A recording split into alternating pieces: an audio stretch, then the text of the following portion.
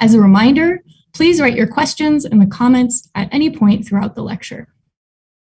We have a fantastic lineup of speakers this semester, and tonight we are joined by Kimberly Garza, founder and principal of Atlas Lab.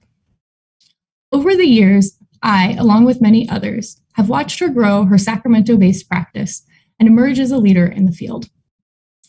As a leader, Kimberly has spoken about innovations such as prototyping, working with communities, and authenticity in landscape architecture.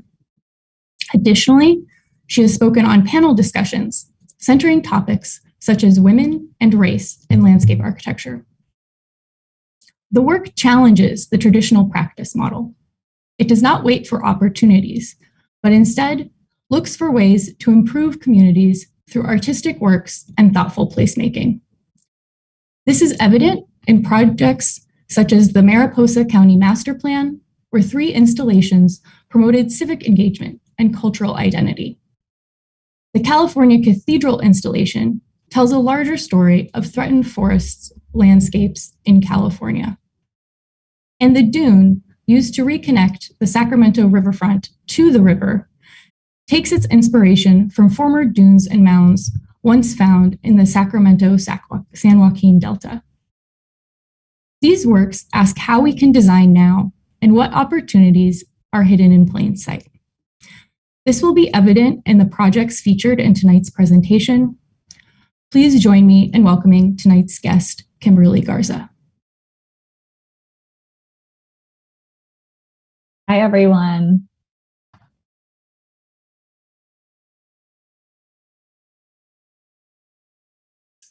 Just get my screen up. Great, awesome. So hi, everyone. Thank you for joining me this evening. Even though remote, I wish I could be there in person. So it's really great to have this opportunity to chat with you guys this evening. As Halina mentioned, thank you for the introduction.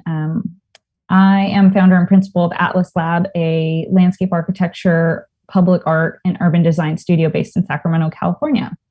And so really our mission is we create with purpose. The way people feel and interact in a space is the foundation to everything we do. We're extremely passionate about bringing humanistic and artistic design solutions to cities that are culturally, historically, and ecologically responsive. And our work also balances whimsy with architectural rigor, testing materials and technology. So here's kind of a snapshot. We do everything. I feel, we're like this kind of generalist firm that we have our hand in different, quite a spectrum of scales and project types, from master plans to smaller scale developments. We're currently working in the foothills over here on Main Street project, a historical thoroughfare, and then housing development projects, and lots of different waterfront, Sacramento waterfront. So we just have our hands in a lot of different things. But tonight, I really want to talk about prototyping and tactical urbanism, and how that's been a way in which we work in the practice, and how it's really informed our work. And the firm is about 4.5 years old. And so before that, it was really a think tank working with different collaborators and great friends. And so how that worked before the firm really was solidified and started as a formal practice. And so I, like many of you, at coming out of school, started working and kind of started to really kind of question, what can I do now? As a practitioner, it takes years to get projects complete. And so really started to kind of find this new way of working. And so prototyping has emerged and tactical urbanism has emerged. And it's kind of like, well, what is that? I like to kind of clarify this, and this is by the great work of Mike Lydon, who wrote the Tactical Urbanism book, but kind of we hear these terms, but what does it really mean? So tactical urbanism is a city organizational or citizen-led approach to neighborhood building and project delivery using short-term, low-cost, and scalable projects intended to catalyze long-term change. And tactical urban projects challenges how communities think about project development and delivery versus more do-it-yourself urbanism using lightweight physical design projects to inform responses to challenges found in the environment. So how this kind of work has emerged is really because of shifting demographics, citizens frustrated that they don't have a voice in how their community is getting built. And the Great Recession, there was a big pause in development. And so what did that mean for all of us? And, radical connectivity. So with all these kind of factors coming into place and me being working and going to school during this time, I know when I came out and graduated, I was ready to kind of get some stuff done. And so the question is, who can initiate these projects? Anyone can. And that's what's so liberating about this type of work is that governments can do it, nonprofits, designers, planners, grassroots groups, or frustrated residents who just want to see a change or something different. So, projects that delivery is overly focused on long-term projects that are expensive and politically challenging. And this type of work has really enabled to kind of test things out before we really make long-term investments with, very expensive projects. And this is such a great solution to that. And it also aligned with my interest in this type of work also aligned with what I was doing. So upon graduation and working, sometimes it's really easy to kind of lose sight of what your particular vision for the world is, and how you want it to look and how you want to make an impact. And it's always great to question, who am I? What's my point of view? What am I doing? How am I helping? And so tonight I'm just going to break down and just highlight some projects that, again, I've learned a lot from and that I'll share some words of wisdom about, which, Halina had shared. But I'll be highlighting Portal and 3 installation projects, and that's how it's kind of landed me into the current projects that were noted. So Portal is a temporary installation located in Sacramento, and I'm from Sacramento, so it's been great to come back home after being gone for 10 years, doing school and whatnot. So I've been back now for almost 7 years now. So it's been really great to give back to my community I grew up in. And with that, things that have occurred, that happened when I came back is that I just saw, oh my God, so much opportunity, so many spaces that can be improved. And how do I do this if there is no RFP for the project, if there is no proposal out there? How can I make an impact? How can I make a change? And this is this is a snapshot 6 years ago of a quarter that was currently under development and in the planning stages for a new project coming in, but currently looked like this. They had just made some streetscape improvements, but the former site of this building was, abandoned. And so a friend of mine, we came together and we said, hey, let's just do something. Let's not wait for an opportunity. Let's just make something happen here. So we just started sketching, what, several different ideas, but we wanted to, play around. I know I was particularly interested in playing around with light, wanting to do really a lightweight sculpture, knowing that we didn't have any funds, no funding, but wanted to just sketch, okay, can we build this armature that could have light, that people could serve as this beacon that people could see in the space, and could it start to take on different faces depending on the day or how people wanted to use it? And then started to think about programming. So could this structure, which is just like 12 feet tall, 8 by 8, very small, because I knew we didn't have a budget, so I was kind of thinking rationally but not rationally, but just thought about how this simple installation could start to do things to activate this really dormant corridor. So with that, we thought about programming, and we just said, hey, let's just take over the street for a 1 month period and start to program it. Came up with a Squarespace website and started to develop a schedule of events for it. And then, came up with just a simple kind of rendering to communicate with folks, what we're trying to pull off. Had to schedule events. We worked with the local, so here's Trey Borden here, my partner on this project, and then we teamed up with the local maker lab that was able to help with the fabrication, but we were able to communicate the ideas, and again, started to talk to people that I typically, working in an office, don't get out much, you know? And so it was really great opportunity to start to meet people in the community and other designers and thinkers. And it was just really great. So we started doing mock-ups of what it could be. Until we all came together. And so as this started to come into place, we solicited funding. We were able to secure funds to pay for the materials of it. We were also able to generate a buzz and got local news involved in terms of, hey, what is this sculpture? What's going on? So naming it Portal, the headline here says Portal points way towards our street's future. And so kind of, is it a preview for what's to come? And so with that, we sent out an invitation to colleagues and community members. And then this is opening day where I was spray chalking the hashtag Portal Sac all around Sacramento area on our street.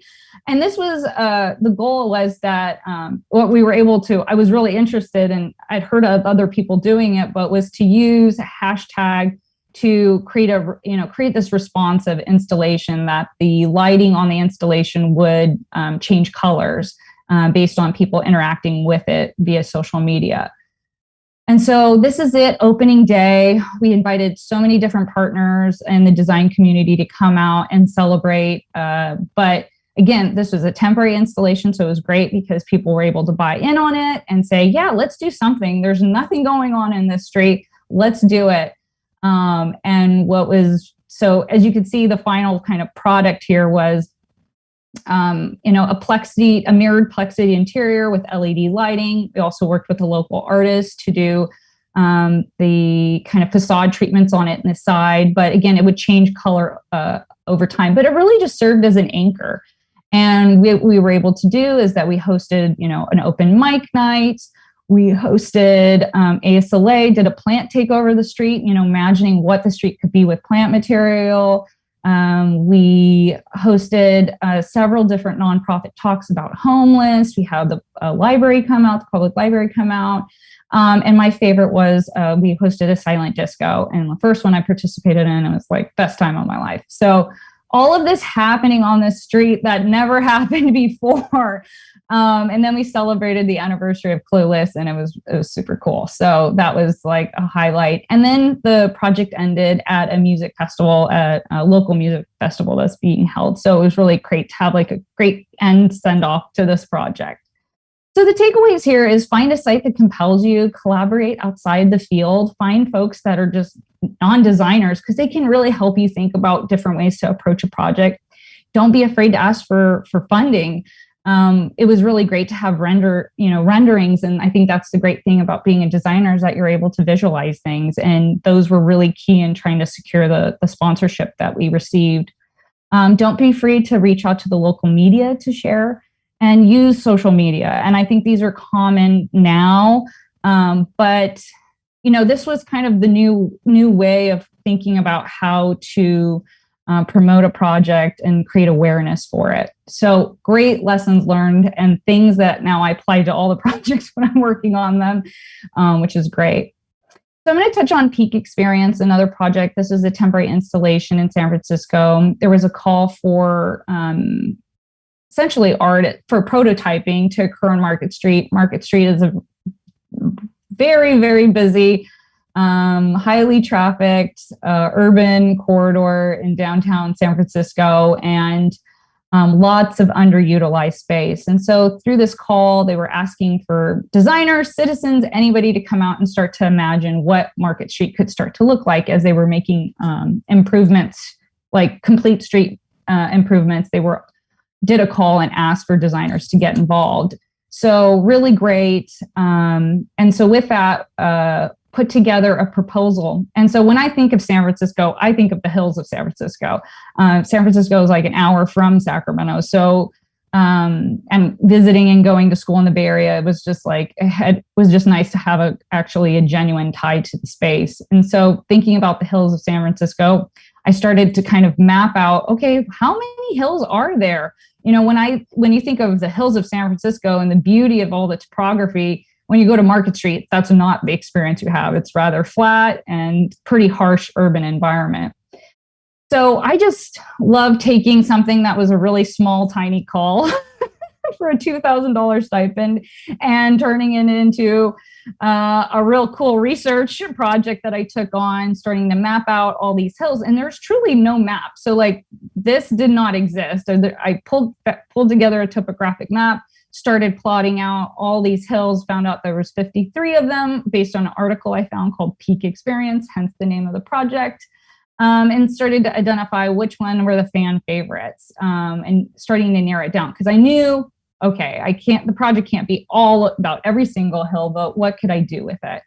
So based on that, developed a concept strategy to think about, how when I experienced the greatness of San Francisco, you're not having on the street. And how could we use that topography to create a playful experience on Market Street and create these miniature mounds, essentially, or the hills of San Francisco, and incorporate that into the street itself. So I always like to think big.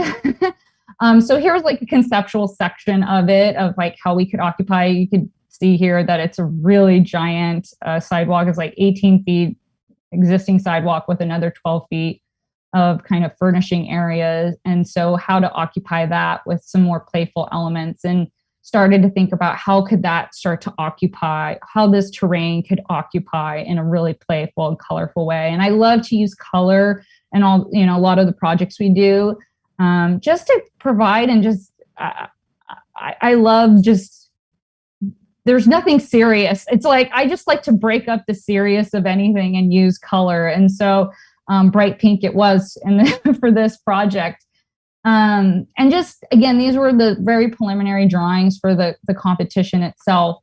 But as we were selected, we then started hitting the street and figuring out, well, what is the project? Okay, we got shortlisted, or we were selected, but we had to get into design development. And so we just hit the street and we started interviewing people and asking community members, like, what is your favorite hill? Like, what do you like? What do you want to see more of? I want to see more family-friendly activities, or this is my favorite hill. And so based on that, we were able to narrow it down to 3 hills that people really, love or have a special connection to. And then again, based on budget for the project, we were able to kind of narrow it down to 3. Luckily, they were all geographically close to each other, so that made it easier. And then this was kind of the rendering of what, like, after schematic design to design development, it got kind of reduced, the scale of it got reduced down to, implementation phase. This was also great, I think, just as an emerging designer, to just think about materiality. We used geofoam, and we worked with a fabrication company that was about near Napa. And so we were able to provide that 3D model of the topography that was vertically exaggerated to accurately depict the hills, and then worked with Miracle Playgroup that did the rubberized surfacing for us to create these playful mounds that people could use however they will. And so thinking about, okay, what is our budget? Okay, we're going to get 3 blocks, and how can we reconfigure those blocks to then be milled down into the hills themselves. I also looked at the kind of how steep. We knew that we had to vertically exaggerate it to have a presence, but we also knew we didn't want it to be too steep. And so it was just nice to actually run this analysis, on a slope analysis on this. And Miracle Playgroup was really excited to actually work with us on this, because they wanted to learn too how steep could they put rubberized surfacing on future play structures. So that was fun. So we kind of collaborated on this together. And here's some snapshots of that CNC milling happening, it coming, getting spliced and put together, and then the coating happening on the mounts. And trust me, everybody was like super fascinated on like, what is this? What am I doing? And this works. Big thing to learn about is you got to think about how you're going to move your installation. So if you're doing these pop-up guerrilla urbanism projects, you got to figure out how you're going to move it there. And so we had to modify the installation to be able to fit within a U-Haul. So knowing that like 8 foot wide was our limit, 9 foot max, And then also thinking about how geofoam is really lightweight, and so we could easily lift it. Went home, painted it home. Here's Andrew Tenbrink, my partner on the project, and we painted it and add elevation markers and labeled the hills on it, which was cool. And then we used dollies to offload it onto Market Street and push it through, which was great to have this moment where you're like moving these miniature hills around on the street itself. And so here's the finished product on Market Street. We were able to just set it down. It's not embedded into the ground whatsoever. It was open for a weekend. And so it was great because immediately right when we set it down, like I never see any children on Market Street, and then out of nowhere, boom, boom, boom, all these kids just showed up and started climbing and playing on it. And it was just really great to like all this effort put into creating more playful and family-friendly elements on the street. Completely, it was just envisioned, and different ways kids were using it was really great to see. Climbing it. And then meanwhile, the adults were a little bit more, timid and wanted to know what it was and wanted to touch it first, and a lot of selfies taken on it as well. So the key takeaways here is look for local and regional design calls, which are a great opportunity for everybody to get, it's just always nice to sometimes to find these because it helps kind of push you and gives you kind of your design. What is your design project? What is it? And gives you some kind of constraints to work within. Ask for sponsorship. Because of Portal, I was able to reach out to Miracle Play Group and ask for their help in sponsorship for the rubberized surfacing. Think about transportation. How are you going to get things there? And ensure that the installation, you can move it. It's lightweight.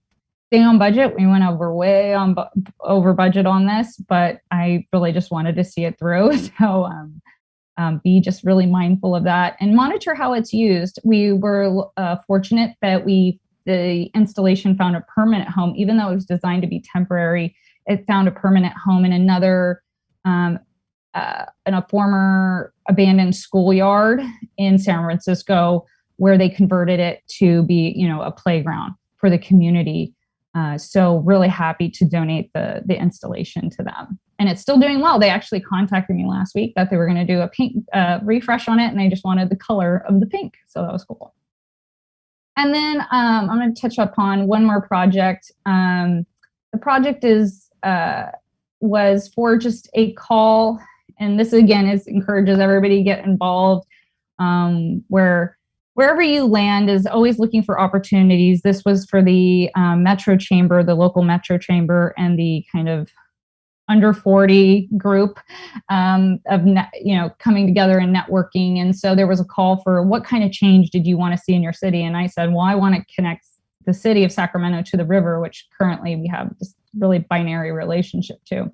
So with that, started doing research, and I think you guys are kind of starting to see some parallels here of like, even though it's a tiny project, always starting at like this large scale research initiative to help guide the work.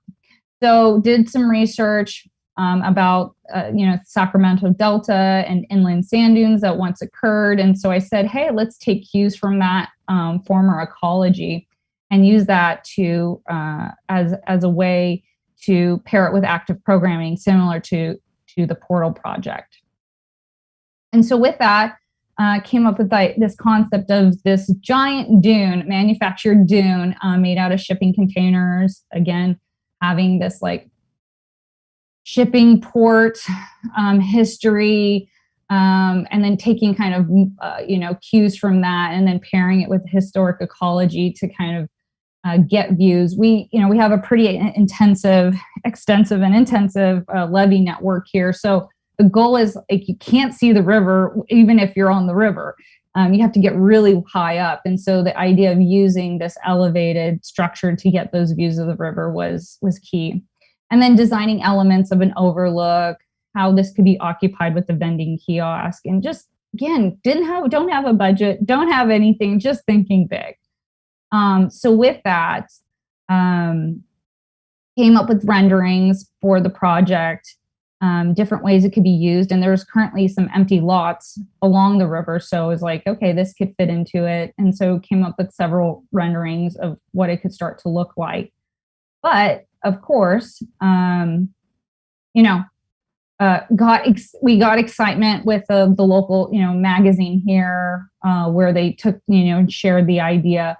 But again, it was kind of like, okay, well, we have no funding for that. So what do? We think big and we start small. And so for this project, I said, well, let's just start off with one shipping container and what we can do. So from that, was able to get a shipping container, which was great. I got it donated. Again, use your network. Got a shipping container donated, which was great because we can move it around on a truck. Thank goodness. And then this is the shipping container in an empty lot in a neighborhood that currently is completely, does not have a connection to the river. And it's like, how do we get community members involved with the future of the development of the river, and not just these adjacent users? And started asking folks, like, just starting to instigate a conversation with the community of like, what do you guys want to see? What amenities do you want? And start asking those questions, which was really helpful. And again, a huge success with the kids, really active. And then paired those questionnaires and community surveys with it. So the big takeaways here is think big and start small, use the installation as a strategy to get feedback. Mobility is your friend, and study what works and just keep pushing. I will tell you, from doing this project, we were able to, I was able to have I had an opportunity to have lunch with our mayor and share my ideas about the river. I was also able to write a op-ed in the local newspaper about the river, and then which later translated to us working on a feasibility study for the redevelopment of Sacramento waterfront. So these smaller initiatives have grown, and so that's why I say just keep pushing. Change will happen. So that's been really great. And so I'll just end with kind of how this work has started to inform current projects that just got, and when I say just got complete, I'm just talking like in the last week. So I just wanted to touch on this project called California Cathedral. For doing all these art projects, this is our first public art commission with a big, nice budget. And so what the project is, this is for the newly renovated convention center. As part of the renovation, they did a call to artists nationally. And so I submitted, and with all the installation and projects that I've been working on over the last decade, submitted that as our qualifications, and we were selected. So this is called California Cathedral. It's really a homage to the trees lost due to climate change. And I wanted to create this mosaic of, reclaimed pieces of wood that comprise the Sierra, really the Sierra forest here, and just create this composite of them. And, we lost 147 million in the last decade plus. And so really wanting to have, and again, instigate a conversation about that. So looked at different models, studying using, looked at different study models for this. But I wanted this moment that upon entering into you could enter into the sculpture itself and look up and have this moment as a similar moment you have when you're in the forest and you look up and peer through and see the sky. And so I really wanted to recreate that, but again, just this homage to the California landscape. So with that, here are some study models of that, how we were going to pull it off. And it's a very, very complex piece. Every piece is different, and it's a lot. It was a big feat, but here are just some snapshots of just a miniaturized version of the model, playing around with lighting. We worked with some amazing fabricators that we found in Utah to help us make this happen. And so here are these mock-ups that they're testing out, and they created the steel frame for it.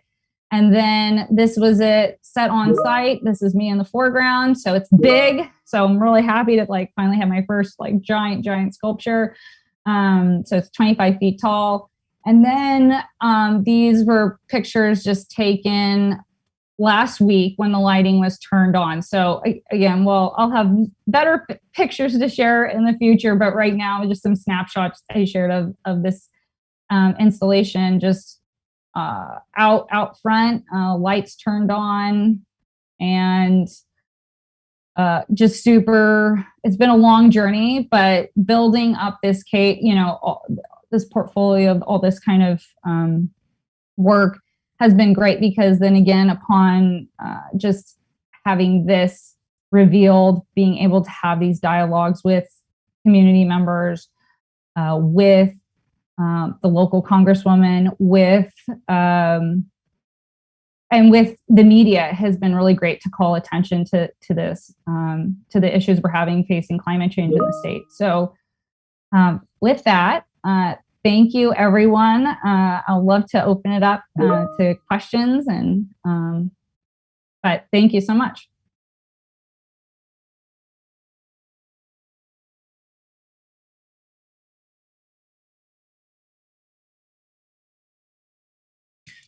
Great. Thanks so much, Kimberly, for your talk. I followed a lot of these projects throughout the years, but it's nice to kind of hear your perspective and the personal experiences that you had in making them. So, it's always one thing to see it on Instagram or on a website, and quite another thing to hear from the people that were involved in making it. So I have a few questions about some of the tactile urbanist projects that you've shown, but I'd like to remind everyone that they can ask questions via the comments on the YouTube channel. And so one of the things that you brought up with the Hills project was that, after it was finished, that it found a new home in another place. And with some of these temporary pieces, do you think about where their second life, or what happens to these materials afterwards when you're doing your design? Or are you open to kind of seeing what might happen, or imagining another life for the project in that way? Oh, definitely. I think after doing Portal, we definitely donated the parts that we could, that were salvageable, back to the Maker Lab. And so that was great, because then the makers there were able to reuse the materials. That was cool. But for sure, like, you have to think about that. And it's hard at first, because you're thinking about just how can I pull this off? And then it's really hard to think about, okay, what materials am I using? Where can it go? For instance, I did one with like 500 milk crates. And it was really great, because I connected with the head of Goodwill Northern California, and was able to repurpose all of those and donate those. So I'm always happy to donate things. And then I was also able to keep those for a couple more cycles for different projects and different pop-ups. So I've gotten smarter about thinking more about mobility and how these can get repurposed for other engagement activities if it's appropriate. Excellent. With that, you mentioned that the budget on some projects, it's not a lot, going over budgets, being more mindful as you've kind of learned from these experiences. And, I think that often with tactile urbanist projects, you might get a budget that's not very large. You mentioned 2,000, you might get 10,000, but as we know, putting that into an outdoor landscape where it's still going to be kind of hit with the same elements that a permanent project would, and has to withstand a lot of different conditions than would if it was an indoor installation. So with the kind of abuse that's put on outdoor projects, how, with the budget limitations, are there any ways that you've kind of learned interesting ways to stretch a buck, or really thought had an aha moment about material selection that you wouldn't have had otherwise? Oh yeah, I've learned to tell clients now there's nothing temporary. Yes, it might be temporary for the particular project, but that we have to design as if it's permanent. Mm-hmm. And so I've been very wise about that. And I think that's why the Peak Experience project it's lasted so long. It was built for, Yeah. it was really built for a 5+ year timeline, timeline there. And so, so I've been able to educate clients that it takes more. I've also, because of this, have learned to ask for more money when doing these projects, that it costs a lot. Especially with Portal, we were doing programming associated with it. And that was really, really, you have to have a team of like dedicated volunteers to pull this off. And so get your family, friends involved. But the bigger thing is just starting to go out and ask for help. The renderings really do help secure sponsorship. Also leaning into ASLA and folks in the industry for sponsorship, and saying, if it's your sign that you have out there, with Miracle, how they helped us, we said we'll advertise Miracle Playgroup, help to, credit, ensuring we credit them, and then also helping with the material costs with that. So just to be aggressive doesn't mean a bad thing ever. And so I think those all help, but you really got to be smarter about asking for more money. And saying that it's all about, ensuring that the durability, that, nothing gets broken off, or if it does, you can easily go and purchase another piece of wood if something happens, which came into Portal. Somebody, drove their bike through it and cracked one of the plexi pieces, and we were able to just go and purchase another sheet and easily put it up again. So it happens. Yeah, that's pretty remarkable. Are there other things that people have done with your work that you didn't anticipate besides riding a bike through or climbing on it? Obviously, photographing it would be something you would imagine happening, but yeah, it's so funny because I like all of this is like I try to do whimsical things, but it always still stresses me when kids like jump on or off. So, but yeah, I think probably the riding the bike into the sculpture has been one. I think, it was like flipping it, but yeah, we had to take other measures into account for that project. But again, it was a larger group initiative at that point. Yeah. I mean, it happens in normal landscape, like permanent landscape architecture projects too. What people will do is not necessarily what you imagine that they would do in the space. Yeah. So you said that your practice does a lot of different things. But, I think that the tactile urbanism projects are some of your, like, maybe I'll call them passion projects in some way. But is there a type of project that you would love to do, but haven't yet done, that would be on your kind of dream list? Would it be something like reimagining the Sacramento River corridor, or I don't know. Yeah, I think just getting a larger and larger scale with this, blurring the line between landscape and art is just always a passion of mine, and how I entered into landscape architecture and staying true to that. And again, all with any projects that we do, whether they're public or private projects, we still go through a very rigorous research process, no matter what, to make sure and ensure that everything's authentic. But yeah, I think just continuing to test materials. I don't know anything about coding or how to get the system to respond to social media, but I was just really excited to be able to experiment and play in that space. And so I encourage everybody that if you just don't know about a certain aspect of technology, to keep exploring it and finding people that do and collaborate with them. It just really does broaden the possibilities of what you can pull off. But yeah, I would just say going bigger. would be great. That's great. Yeah.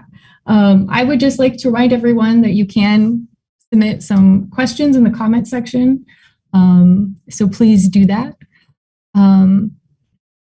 So we just spoke about what like a dream project would be, which would be, bigger projects. But I'm wondering, is there a type of project that either based off of the work you've done to date or work that you could speculate on coming your way that you would say no to? Well, I think projects that we don't feel that we're going to, like, something that doesn't feel genuine, that our voice or the community's voice, like that we're representing, gets lost or distorted, and that we want to be that conduit. And so I think projects that we shy away from, we feel like if there's no real larger kind of interaction, are challenging for us to take on, for sure. And, what we've also learned is to be just conduits. This work has enabled us to, you had mentioned, we recently completed the Mariposa County creative placemaking master plan. And that really we were just facilitators. Although we take on and do placemaking projects, we, as part of our master planning process, we said we're going to work with the community to do a set of placemaking projects that are representative of the community. And so through that project, we built a relationship with the Southern Miwok tribe. And we said, hey, you guys do the installation. You guys, like here, we will be the makers. We'll be the drawers. And so that's what we did. And so that was really great because, again, it was supposed to be a temporary project. It's still there. So after a year of these series of installations that are dotted throughout Mariposa County right now, which is a very rural area, but bringing that, just trying to bring that creative energy and trying to be facilitators, I think that's the space that we feel the most comfortable in. And what we're learning that we can do well and advise, groups, hey, we really need this type of budget to pull this off and to make it successful. So I think all of this has been great learning lessons for more, our professional projects, you would say, are more formal professional projects. Great. Yeah. I mean, the projects that the installations that were created for that project are really beautiful and do have a little bit of a different tectonic quality than some of the other work.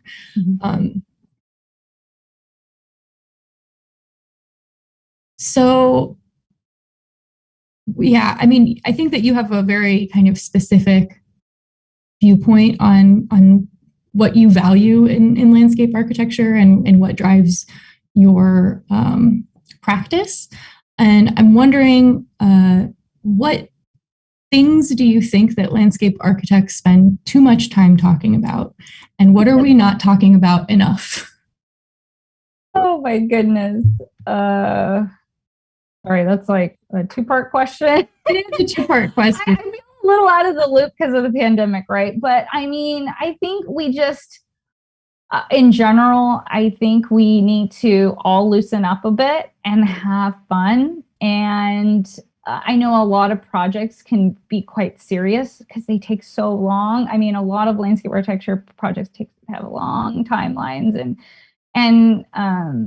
and we can get very formal in our approach to design, where we lay things out in grids and we have this very plan view approach to how we're going to organize a site, which is all great. But I think what we need to do more is more listening and listening to the current issues at hand, listening to community members and what they really want to see and do, and how we can be really the facilitators and voices for them with our ability to be able to graphically represent things and break down really complex issues in a very clear visual way. Mm-hmm. And so I think we just need to continue doing more of that. I think I know in the larger kind of dialogue with equity, inclusion, climate change, these are all things that we're currently focused on, I feel, as a profession. But I think it just comes to this style and type of work and type of approach to projects where we can just get to know our neighbors more and stop sitting in the chair so much and build relationships and really have genuine relationships. I feel coming back after doing undergrad and grad and working places throughout the country, coming back home to my hometown in Sacramento really helped me feel connected to a community and feel that I feel familiar with. But it also, I felt a comfort in that as well, that I was really truly being authentic, where I really understood the space. And when I was speaking about it, it wasn't like some generic line of like, I love the city. And so I think if we can all just listen a bit more and get more involved and whether that's through volunteerism, sitting on boards, getting involved with our local ASLA chapter, getting involved in ULI, things of that nature really have helped open doors and start to provide insight on gives you a pulse on what's happening in whatever community you're in. And so I think we just need to get involved more, and because we need to share our voice with an audience that's just not us, for us to really have a big impact. Yeah, it's the audience that's just not us is something that we definitely struggle with a little bit as a profession, I find. So I have a couple questions coming in the chat. My apologies, I wasn't ignoring you all. The device I have wasn't showing up, so I've logged into another portal here, and we have one here that says, "Thanks for sharing your professional experience in community engagement. I wonder what kinds of approaches or strategies you use for engaging in communities and facilitating works." You've touched on some of this already, but maybe there's something that you might want to elaborate on a little bit. I think that using these engagement tools, similar, I mean, maybe they're not as complex as like this light-based installation, but I think pairing maybe even existing initiatives that are happening in your particular community and piggybacking on top of those, because to bring awareness about a particular project or about a particular problem has been really helpful. And so I think these pop-ups, like again, many terms used here, but they've been really have enabled where now as we do engagement, it's no longer a traditional survey that we go out on the street and we even have like a demo or just an fun interactive installation that engages people, gets their attention, and encourages them to engage you for a bit longer. So like Micro Dune, all these families would just come up to me, "Wow, what is this? What is this? Oh, I'm so happy there's something for my kid to do. I want to get involved, but I don't have a place for my kid to go in the evening times." And so when the fact that they were playing on it, and then I was able to engage in conversations and surveys, that was really great. So I think the pairing of the two really helps create that impact. And then you could, again, sharing that on social media and saying, "Come on down, we have this play experience." People really do gravitate to that and want to be involved in that. Or silent disco. Of course, always silent disco. It should be part of every project. I would love to see that pop up in more renderings from the students. So another question, what percentage of the projects that you work on tend to be competition compared to being contracted beforehand? I think most of our work, I think we have little on competition right now. But it doesn't say going after a traditional kind of call for proposals is different. I mean, that's on its own, kind of marketing track for business development. But that has greatly reduced. What we tend to do now is that we try to carve out a handful of nonprofit projects that we basically volunteer on during the year. So it's essentially try no matter what, we're working on a kind of pro bono initiative that has layers. So kind of our competition work is kind of translated into just helping whatever nonprofit out with whatever they need in the time. So yeah, and it has been greatly reduced. And I think with the pandemic, our focus and really kind of helping the community after that. I mean, as the pandemic hit and knowing that all these restaurants needed outdoor space, we immediately reached out to the local downtown partnership here in Sacramento and said, how could we help? Please connect us with, a minority-owned business that we can help them plan, just do space planning for them. I just said, what can I use as my tools as a designer to help folks that were really struggling? So those are ways that we kind of spend our time now. And we haven't been actively pursuing any large-scale competitions in quite some time. Great. Another question is, which of these was the most rewarding to work on? And I don't know if that's limited to the 3 that you presented, or I think you could also answer that question if you wanted to with the breadth of your work. I mean, Portal was kind of the first of its, that was, I feel like, more of my own, like breaking outside of my own conventional box of practice. I've been practicing in landscape architecture and architecture since I was a teenager, and I've always worked at a firm or I was in school. And so that was the first project where I just said, I'm going to be in the driver's seat and I'm going to figure this out. And I'm just taking a huge risk here. And so that project I would say was the most meaningful because it was just kind of this critical moment where I got in the driver's seat and started to do something really not conventional, not safe. Like I said, dealing with media for the first time, asking for money for the first time, really out of my comfort zone. And so, which kind of paved the way for these other projects to kind of fall into place. Great. I think we have time for one more question, and maybe 2. We'll see. But what have been the most common doubts or setbacks you receive from clients, the city, or whomever you need to get approval from for these types of projects? What is the most common, like, doubts or setbacks? Are you, I mean, it's the unknown. It's the unknown. These projects is like there's no box that these projects fit within. So, for instance, for Portal, we needed to get a encroachment permit, because it was on a sidewalk. But they were like, it's not a building and it's temporary, but it's art, but it's built. And so we ended up getting an events permit for it. And so it was just like how to navigate how they want to put this in a box. And there's no way to put this in a box. And so you kind of have to really work hard at telling them that this will be, it's always great to have advocates. So anytime there's the doubt from the city of like, what is this? Well, how are we going to do it? It's been great to find community partners to vouch for you and advocate. So it's not, you're doing it by yourself. But I think that's just kind of more of the permitting and the kind of how does this fit.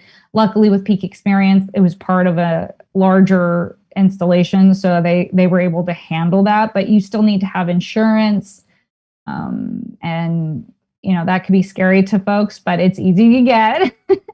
So yeah, it's easy to get overwhelmed with kind of the little paperwork of it all, but doable. Okay, we have time for one more. So this one says, hi, Kim, enjoyed the talk and your approach to practice. What advice do you have for those trying to scope their own projects in how to find sponsors and material donations? So I think even you've touched on a little bit of this, but even like the idea of having to get insurance, like what are the kind of things that, you might turn into that like emoji with a brain exploding, but yeah, I just think you have to find your site. You have to find what's the driver. You have to find that first. Like for me, when I drive through the city, bike through the city, walk through the city, I see things that annoy me and I go, why isn't that fixed? And then I just hone in on that And it also could be for somebody else, like, I really want to focus on X. It doesn't have to be a site, but I'm really passionate about X. And so you can then focus whatever your passion or where your impact you want to be. I really want to help foster children. I want to have better I want to help women, domestic abuse victims. Okay. Well, so that's my focus. I really want to help. This is a mission. This is a particular focus of mine. And then saying, okay, and then start reaching out to those nonprofits in your community. Say, hey, how can I help? What is it that you guys need help with? Is there an outdoor garden that you guys need help with? Is it a play area so your children have somewhere to be? I'm just giving an example here, but I think that's one thing where you start to build that relationship with that community partner. Then once you start to get a framework of what the scope is, then it's easier to then go out and say, hey, I need wood. Please, I'm going to approach, your local wood shop, supplier shop. Hey, do you have donations here? Or reach out to your local ASLA reps that sponsor kind of a lot of the events there and ask them, hey, can you help me with materials for this project? And so I think that's where that domino happens, but it really helps that you got to either figure out the site or figure out your particular area of focus and where your impact wants to be. And then it will start to domino from there, that you can go, okay, I can help that. Or maybe it's just a drawing that you can do and you don't have to spend money on anything, but you're having that impact. So yeah, ways to do it. That's it. But it's doable. The bottom line is all doable. Don't be scared. Just do it. Don't wait. You don't have to wait to graduate to do it. You don't need to. You can start doing the work now and start having impact now. Right. And I think if you look around, you'll find that there are plenty of people willing to do that work with you. And so I think that's a great place to end. I loved the point about walking around, biking around, driving around the city and looking for things. That's definitely how I find inspiration as well. It's all of those micro minutes that where you're not moving that quickly, and you see things, on your day, just in your daily activities. So thank you so much for joining us. I hope that this has really inspired a lot of those watching and students to not wait and to seek inspiration in all of the places in between. Great. Thank you, everyone. Good night.